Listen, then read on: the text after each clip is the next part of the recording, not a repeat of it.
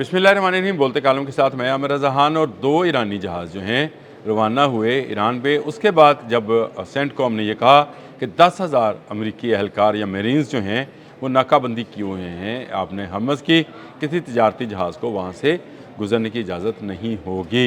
इसके बावजूद चाबहार की बंदरगाह से 2 जहाज़ जो हैं वो रवाना हुए और रवाना होकर वो अपनी मंजिल की तरफ जा रहे हैं।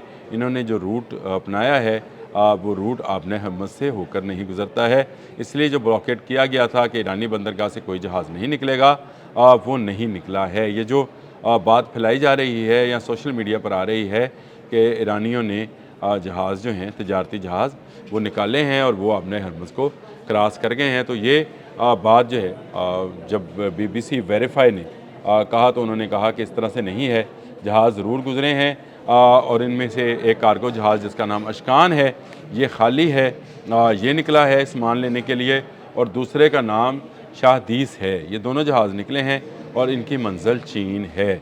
अब चीन क्यों है, इसको अगर आप मेरे उस पुराने व्लॉग के साथ मिलाकर जो 3 दिन पहले का है, देखें कि चीन ने ईरान को जो है दिफाई फ़ज़ाई निज़ाम देने का कहा है, जो कि इंटेलिजेंस रिपोर्ट है। किसकी? अमेरिकन इंटेलिजेंस रिपोर्ट है। CNN ने इसको रिपोर्ट किया, 3 ऑथर्स थे। मैं दोबारा उसमें बहस में नहीं जाऊंगा, लेकिन ये बात हकीकत है कि ये एक रिपोर्ट जारी हुई तो उसके बाद दुनिया भर के मीडिया ने ये कहा था कि चीन जो है नया एयर डिफेंस सिस्टम, क्योंकि जंग बंदी है, जंग के दौरान आप कुछ नहीं देते हैं, जंग बंदी के दौरान आप दे सकते हैं। जंग बंदी है जिसका फ़ायदा उठाते हुए चीन उनको नया एयर डिफेंस सिस्टम दे रहा है। अभी तक चीन की तरफ से तस्दीक या तरदीद नहीं आई है, लेकिन ये 2 जहाज़ जो जा रहे हैं ये रवाना हुए हैं, ये ब्लॉकेट के बाद रवाना हुए हैं, खाली हैं, कंटेनर्स नहीं हैं इनके ऊपर, ये खाली जहाज़ हैं।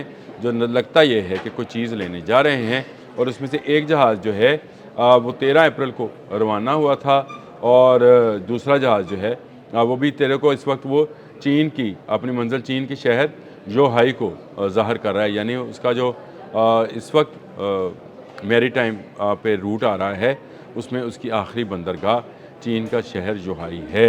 वहाँ से वो क्या लेकर वापस आता है और उसको क्या अमेरिकन रोकेंगे, ये आने वाले दिनों में बताया जाएगा। लेकिन देखें मुज़ाकरात का दौर जारी है। ऐसी सूरत में जब ईरान को कुछ रिलैक्स किया गया था, कुछ उसके तेल की फ़रोख्त के हवाले से और कुछ बाकी चीज़ों के हवाले से, उसमें आबने हरमज़ नहीं खुली, तो अब उस अमेरिका ने कहा कि अगर उन्होंने बंद की है तो मैं भी बंद करता हूँ।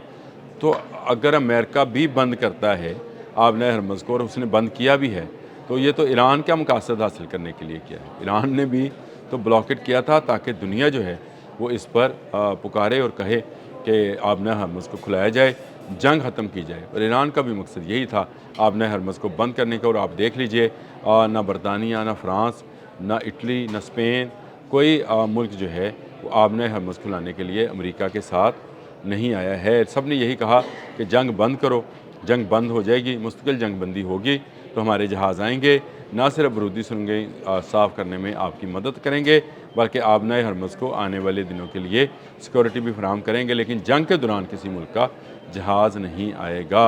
केर स्टारमर हो या मैक्रोन हो, तमाम लोगों की, यानी फ़्रांस के सदर वज़ीर आज़म बरतानिया जो हैं, इन्होंने ये अपना मौक़िफ़ दे दिया है कि सबसे पहले जंग को बंद किया जाए। और जंग से बंद करने से मुराद सिर्फ ईरान पर हमले रोकना नहीं है, लेबनान में भी जंग जो है उसको भी बंद किया जाए। और अमेरिका गो कि ये कह रहा है कि वो जंग बंद करने के लिए कोशिशें कर रहा है। उसने लेबनानी और इजरायली वफूद के साथ मुलाकात भी हुई है।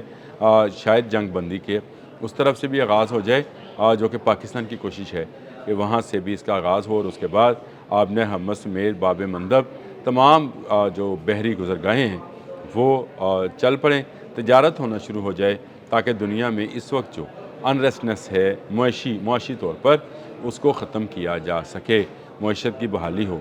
कल भी डोनाल्ड ट्रंप के बयान के बाद तेल की कीमतें जो हैं मुस्तहकम हुई।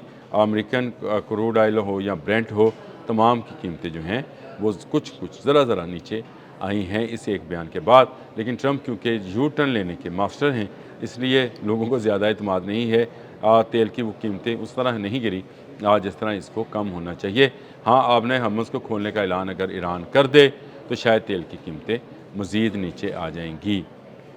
ये वो सूरत हाल है जिससे पूरी दुनिया इस वक्त नंबर दसमा है। महंगाई का तूफ़ान सिर्फ पाकिस्तान के लिए नहीं है, पूरी दुनिया के लिए है। तेल तो यहाँ से लेकर अमेरिका तक जितने दरमियान में ममालिक आते हैं वहाँ भी महंगा हो गया। इवन मुत्तहिदा अरब अमारात में भी महंगा हो गया, क्योंकि बैनुल-अक़वामी कीमत निकलती है और बैनुल-अक़वामी कीमत पर का असर जो है वो सब पर होता है।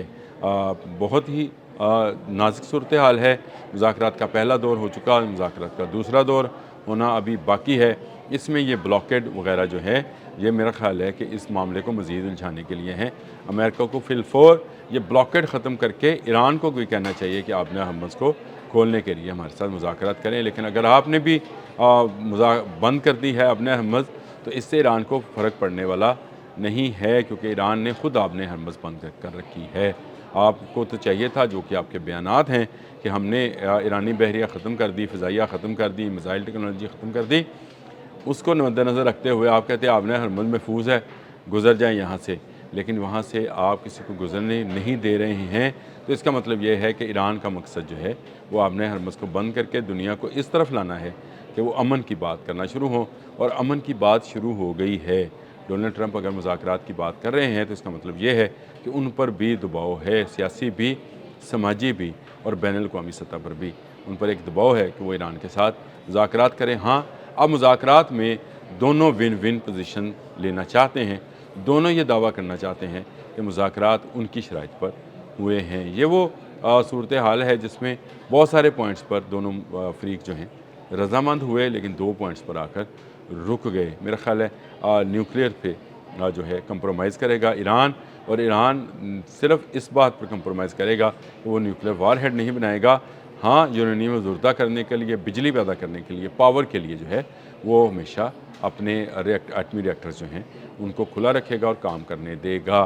दूसरा अपने हर्मुज़ है, शायद उसमें से गुज़रने वाले जहाज़ जो हैं उनका टैक्स कम हो जाए, लेकिन ईरान अब इससे पीछे नहीं हटेगा, क्योंकि जंग में जितना उसका खसारा या जितना उसका नुकसान हुआ है, उसकी अज़ाले के लिए एक वाहद सूरत जो इस वक्त नज़र आती है, काबिल अमल भी है, वो आपने हर्मुज़ से गुज़रने वाले जहाज़ों से टोल टैक्स लेना है। ईरान अगर वो टोल टैक्स लेता है और ईरान को इस बात पर मादा किया जाता है कि अगले 5-10 साल में वो अपने अखराजात जो हैं, जो कि जंग के दिनों में नुकसान की सूरत में उसको हुए, उसको वो पूरा कर ले, तो मेरा ख़्याल है ये बेस्ट ऑप्शन होगी दोनों मुल्कों के लिए।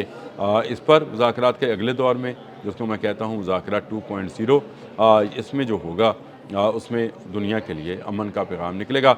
मैं पुरुमीद हूँ, मेरे वज़ीर-ए-आज़म शहबाज शरीफ पुरुमीद हैं, और मेरे जो आर्मी चीफ़ हैं फ़ील्ड मार्शल आसिम मुनीर, वो भी पुरुमीद हैं कि दुनिया में अमन दोबारा बहाल होगा, और ये अमन जो है इस्लामाबाद से, इस्लामाबाद टॉक 2.0 से ही हो सकता है।